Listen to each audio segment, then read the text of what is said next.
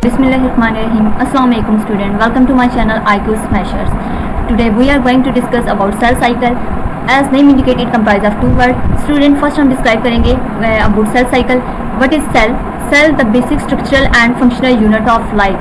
यानी सेल क्या है हमारे पास? सेल एक basic structural and functional unit of life है। इसको अगर हम डिस्क्राइब करें एक एग्जांपल से, तो इसकी एग्जांपल यूँ हम कह सकते हैं कि एक स्टूडेंट फॉर एग्जांपल हमने कोई एक बिल्डिंग बनानी है। बिल्डिंग बनाने से पहले हमारे पास क्या होना चाहिए? मटेरियल होना चाहिए।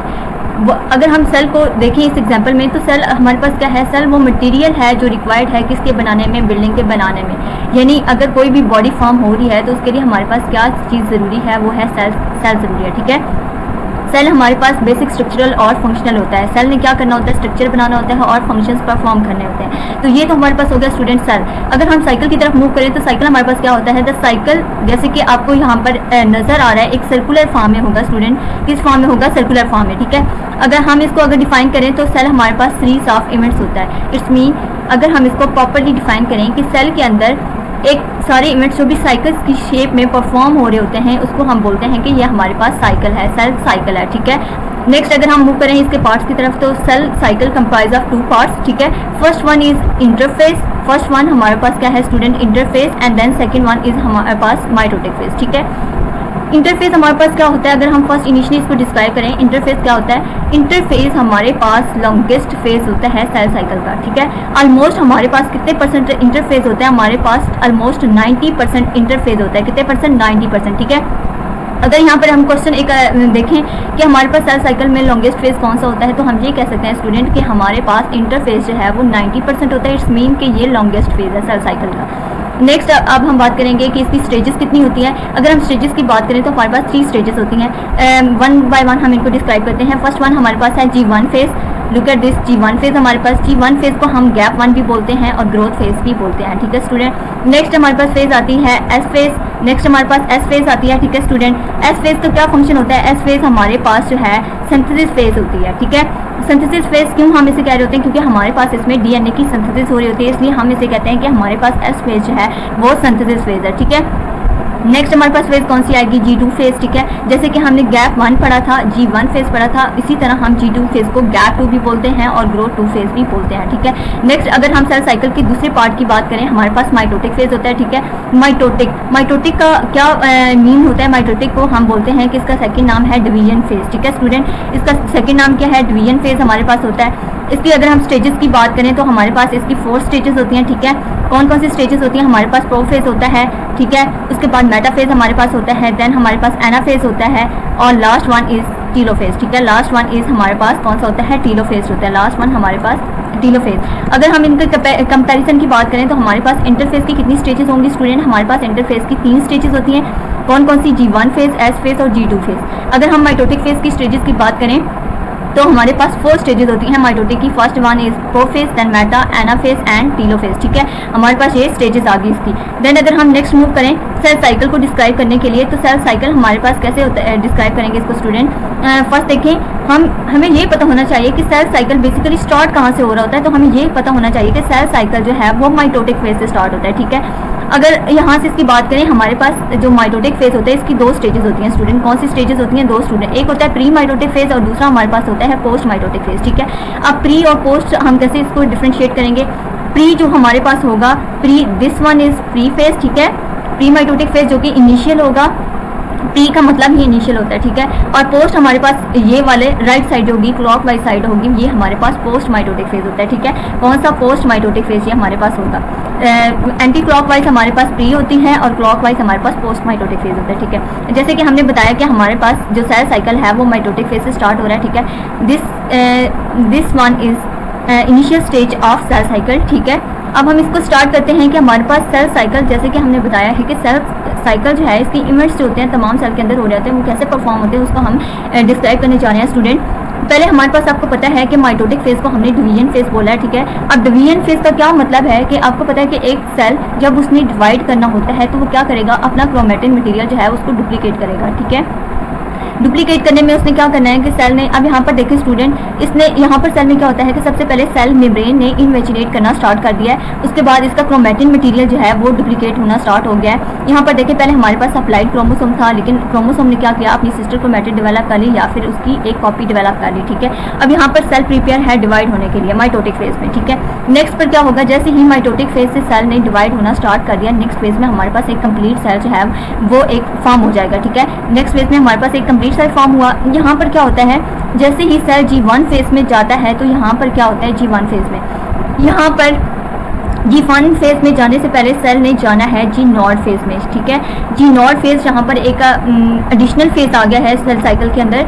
G0 फेज में कौन से सेल होते हैं हमारे पास, G0 फेज में वो वाले सेल्स आएंगे जो परमानेंटली डिवाइड नहीं करते, यानी एक बार सेल डिवाइड कर जाए तो उसने दोबारा डिवाइड नहीं करना।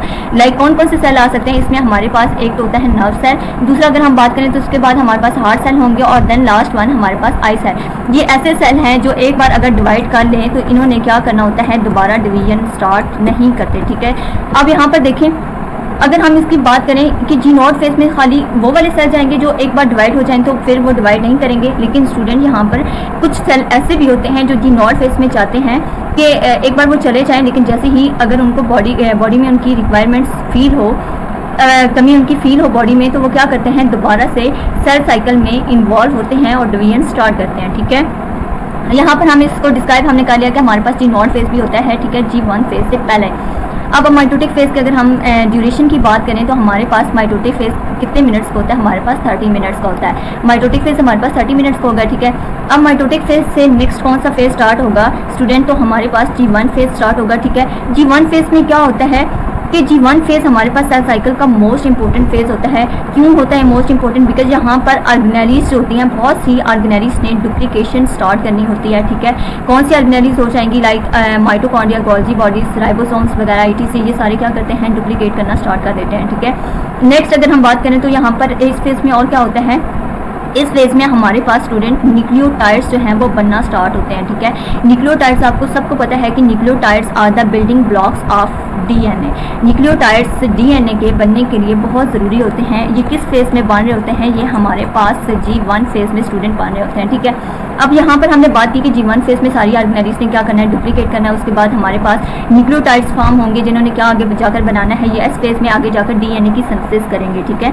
तो अगर हम इसकी ड्यूरेशन की बात करें, G1 फेज हमारे पास कितने आवर्स का होता है, तो ये हमारे पास स्टूडेंट 9 आवर्स का जो होता है G1 फेज होता है, ठीक है। 9 आवर्स का हमारे पास G1 फेज हो गया। अब यहाँ पर देखिए एस फेज में जाने से पहले हमारे पास कुछ चेकिंग पॉइंट्स होते हैं स्टूडेंट। इन चेकिंग पॉइंट्स का क्या फंक्शन होता है, इन्होंने ये चेक करना होता है कि G1 फेज में जो फंक्शंस परफॉर्म होने थे क्या वो सेल ने सही परफॉर्म किए हैं, यानी ऑर्गेनेलीज ने डुप्लीकेट करना था, क्या सारी ऑर्गेनेलीज डुप्लीकेट हुई हैं कि नहीं हुई, ठीक है। और न्यूक्लियोटाइड्स ने फॉर्म होना था, क्या न्यूक्लियोटाइड्स बने हैं कि नहीं बने, ये सारा किसका फंक्शन होता है, चेकिंग पॉइंट्स में। अब यहाँ पर चेकिंग पॉइंट्स में क्या कौन सी ऐसी चीज़ होती है जो कि ये सब चीज़ें चेक कर रही होती है, तो यहाँ पर स्टूडेंट हमारे पास एंजाइम्स होते हैं। आपको पता है enzymes are the protein, biological proteins होती हैं, तमाम एंजाइम्स हमारे पास प्रोटीन्स होती हैं, ठीक है। ये प्रोटीन्स होती हैं, ये चेक करती हैं कि हमारे पास जो सेल साइकिल में फंक्शंस परफॉर्म हो रहे हैं वो सही परफॉर्म हो रहे हैं कि नहीं हो रहे, ठीक है। अब G1 फेज से नेक्स्ट फेज हमारे पास है एस फेज। कौन सा फेज, एस फेज, ठीक है। जैसे कि हमने पढ़ा कि पीछे G1 फेज में न्यूक्लियोटाइड्स बने थे, उन्होंने DNA की सिंथेसिस की। अब यहाँ पर एस फेज हमने कहा कि ये हमारे पास सिंथेसिस फेज होता है, जैसे कि हमने प्रीवियसली इसको डिस्क्राइब किया। अब यहाँ पर DNA की तो सिंथेसिस हो जानी है, ठीक है। DNA जब सिंथेसिस करेगा तो यहाँ पर ऑब्वियसली हमारे पास क्या बनेंगे, क्रोमोसोम की डुप्लीकेशन स्टार्ट होगी। स्टूडेंट आपको पता है कि DNA हमारे पास किसका बने होते हैं, DNA प्रोटीन्स और हिस्टोन प्रोटीन के और क्रोमोसोम के बने होते हैं, हमारे पास हमें ये पता है, ठीक है। उसके बाद हमारे पास अगर हम एस फेज की ड्यूरेशन की बात करें तो हमारे पास ये कितने आवर्स का होता है, तो ये हमारे पास 10 आवर्स का होता है, ठीक है स्टूडेंट। G1 फेज हमारे पास 9 आवर्स का होता है और एस फेज हमारे पास 10 आवर्स का होता है, ठीक है। अब यहाँ पर देखें, जैसे हमने बात किया था कि G1 फेज का एस फेज नेक्स्ट स्टार्ट होने से पहले हमारे पास कुछ चेकिंग पॉइंट्स थे जिन्होंने चेक करना था कि क्या सेल ने फंक्शन सही परफॉर्म किए हैं। अब इसी तरह से यहाँ पर क्या होगा कि एस फेज से G2 फेज में मूव करने से पहले हमारे पास कुछ चेकिंग पॉइंट्स होंगे, ठीक है। या तो वो यहाँ हो सकते हैं, लाइक यहाँ, उसके बाद यहाँ अगर ना होंगे तो यहाँ ऊपर हो जाएंगे। यहाँ पर मर्जी होती है कि आप किधर शो करना चाहते हो, ठीक है। अब यहाँ पर देखिए, यहाँ पर भी कुछ चेकिंग पॉइंट्स होंगे जिन्होंने क्या चेक करना है। हमारे पास चेकिंग पॉइंट्स पर हमने कहा था कि हमारे पास एंजाइम्स होते हैं। एंजाइम्स आर द प्रोटीन्स जिन्होंने क्या करना है कि चेक करना है कि सेल सही फंक्शन परफॉर्म कर रहा है कि नहीं कर रहा, ठीक है। अब यहाँ पर इसने ये चेक करना है कि क्या क्रोमोसोम ने डुप्लीकेट किया और क्या डीएनए की सिंथेसिस हुई है इस फेज में। अगर नहीं हुई तो वो क्या करेगा कि साइकिल को दोबारा से स्टार्ट करवाएगा, ठीक है। अब हमने ड्यूरेशन की भी बात की कर ली कि हमारे पास एस फेज जो है वो 10 आवर्स का होता है, ठीक है। नेक्स्ट अगर हम मूव करेंगे अब G2 फेज की तरफ, तो G2 फेज स्टूडेंट हमारे पास G2 फेज में कौन सी चेंजेस आती हैं या क्या चीज़ परफॉर्म जिसने फॉर्म होना होता है, तो वो हमारे पास मोस्ट इंपॉर्टेंट होती है ट्यूबुलेंट प्रोटीन्स। स्टूडेंट हमारे पास ट्यूबुलेंट प्रोटीन्स मोस्ट इंपॉर्टेंट होती है। क्यों इंपॉर्टेंट होती है? क्योंकि यहाँ पर ट्यूबुलेंट प्रोटीन ने सेंट्यूल्स की सिंथेसिस करनी होती है। किसकी? सेंट्यूल्स की, ठीक है। आपको पता है कि डिवीजन में centrioles are the most important things. आपको पता है कि सेंट्यूल्स की मूवमेंट से क्या होता है कि क्रोमोसोम की अरेंजमेंट जो है ड्यूरिंग डिवीजन्स जो है वो फॉर्म होती हैं, वो कंफर्म होती हैं, ठीक है। इसलिए हमारे पास G2 फेज में कौन सी इंपॉर्टेंट चीज़ फॉर्म हो रही होती है, तो वो हमारे पास ट्यूबुलेंट प्रोटीन्स होती हैं। अगर हम ट्यूबुलेंट प्रोटीन्स की बात कर रहे हैं, इट्स मीन कि इन्होंने क्या सिंथेसाइज करना है, इन्होंने सेंट्यूल्स को सिंथेसाइज करना है, ठीक है। अब इसकी अगर हम ड्यूरेशन की बात करें तो हमारे पास G2 फेज 4.5 आवर्स का होता है। स्टूडेंट कितने आवर्स का होता है? हमारे पास 4.5 आवर्स का, ठीक है। अब यहाँ पर तो बात होगी कि हमारे पास ये हुआ, इनकी ड्यूरेशन की भी बात होगी। हमने ये भी डिस्कस कर लिया कि इसमें कौन कौन सी चीज़ें जो है वो डिस्कस होने जा रही हैं, ठीक है। अब यहाँ पर देखें कि हमने कहा था कि एस फेज में हमारे पास हप्लाइड नंबर ऑफ क्रोमोसोम था, ठीक है। लेकिन जैसे ही एस फेज के बाद दोबारा हमने कहा क्रोमोसोम ने इसमें डुप्लीकेट करना है, तो आपको यहाँ पर नजर आ रहा होगा कि यहाँ पर डिप्लॉइड फॉर्म है क्रोमोसोम की, ठीक है। पहले हमारे पास एप्लाइड था, क्रोमोसोम की डुप्लीकेशन हुई, क्रोमोसोम ने अपने साथ सिस्टर क्रोमैटिड्स को डेवलप कर लिया, ठीक है। अब यहाँ पर क्रोमोसोम हमारे पास डिप्लॉइड फॉर्म में नजर आ रहा है हमें, ठीक है। अब हम कुछ पहले क्या होता था, पहले साइंटिस्ट ये कहते थे कि हमारे पास जो सेल साइकिल है ये हमारे पास रेस्टिंग फेज है। स्टूडेंट कौन सा फेज है? Resting phase. क्योंकि कोई भी एक आम एग्जांपल से हम देखते हैं तो हम ये कहते हैं कि अगर एक बार सेल डिवाइड करता है तो 24 आवर्स में उसमें कोई भी डिवीजन्स हमें शो नहीं होती।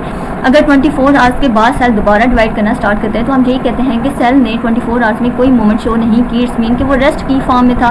किस फेज में था? वो रेस्टिंग फेज में था, ठीक है। लेकिन स्टूडेंट ऐसी बात नहीं, जैसे कि हमने यहाँ पर पढ़ा था G1 फेज में इसने ऑर्गेनेलिस को डुप्लीकेट किया, ठीक है। बहुत सी चेंजेस सेल में परफॉर्म हो रही होती हैं, इसलिए हम ये कहते हैं कि सेल जो है वो रेस्टिंग फेज में नहीं है बल्कि सेल हमारे पास एक्टिव फेज में है, ठीक है। क्योंकि यहाँ पर बहुत सी रेप्लिकेशंस हो रही होती हैं, डुप्लीकेशंस होती हैं, ठीक है। बहुत सी चेंजेस परफॉर्म हो रही होती है, इसलिए हम इसको कहते हैं कि ये रेस्टिंग फेज नहीं है बल्कि हमारे पास एक्टिव फेज है, ठीक है। अगर हम अब यहाँ पर हमने देखिए हमने ड्यूरेशन वगैरह देख ली। अगर हम माइटोटिक अपरेटस या इसकी माइटोटिक फेज की अगर हम परसेंटेज निकालना चाहते हैं तो हम कैसे निकाल सकते हैं स्टूडेंट? तो यहाँ पर देखिए हमने बात की थी कि हमारे पास जो है माइटोटिक फेज हमारे पास कितने मिनट्स का होता है? हमारे पास 30 मिनट्स का होता है, ठीक है। कितने मिनट्स का? 30 मिनट्स का। अगर हम इसकी परसेंटेज निकालना चाह रहे हैं तो ऑब्वियसली बात है कि हमने क्या करना है कि 30 को मल्टीप्लाई करेंगे 100 से और डिवाइड किधर से कर देंगे कि हमारे पास सेल साइकिल में माइटोटिक फेज को निकालकर जितने फेजेस इंक्लूड हो रहे हैं, लाइक अगर हम G2 इनकी बात करेंगे, G1 से हम स्टार्ट करेंगे, G1 से स्टार्ट करते हुए हम एस फेज और G2 को काउंट करेंगे, ठीक है स्टूडेंट।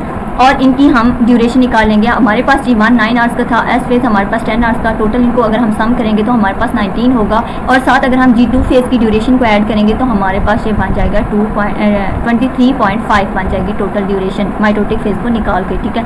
अब अगर हम इसको पहले इनको मल्टीप्लाई फिर डिवाइड करके हमारे पास टोटल जो है वो ड्यूरेशन आ जाएगी हमारे पास माइटोटिक फेज की, ठीक है स्टूडेंट। नेक्स्ट अगर हम बात करें कि ह्यूमन सेल में, जैसे हमने पहले बात की कि जो ह्यूमन सेल्स होते हैं इनमें ऑलमोस्ट जो सेल साइकिल में म्यूकोसल सेल्स होते हैं वो डिवीजन कंप्लीट करते हैं ऑलमोस्ट 9 to 10 आवर्स में, ठीक है।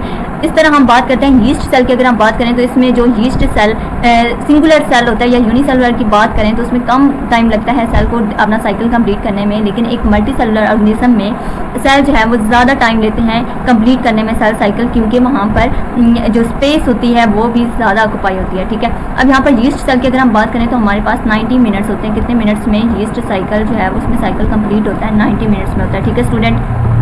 यहाँ पर हमारी बात जो है हमने इंटरफेस जो है हमारा सेल साइकिल में इंटरफेस उसको हमने कंप्लीट कर लिया है, ठीक है स्टूडेंट। हमने ईच एंड एवरीथिंग इसमें एक्सप्लेन किया है। बहुत ही इंटरेस्टिंग टॉपिक था हमारे पास सेल साइकिल। हमने आज इंटरफेस को है कंप्लीट किया। नेक्स्ट इंशाल्लाह हम अपनी वीडियो में डिस्कस करेंगे माइटोटिक फेज। देन स्टूडेंट अगर आपको वीडियो जो है आप अच्छी लगी हो तो इसको आपने क्या करना है, वीडियो को लाइक सब्सक्राइब और कमेंट करना ना भूलें और सब्सक्राइब करना तो बिल्कुल ही नहीं, क्योंकि सब्सक्राइब करना बहुत ज़रूरी है। अल्लाह हाफिज़। आज के लिए अल्लाह हाफिज़। नेक्स्ट हम वीडियो स्टार्ट करेंगे माइटोटिक फेज पर।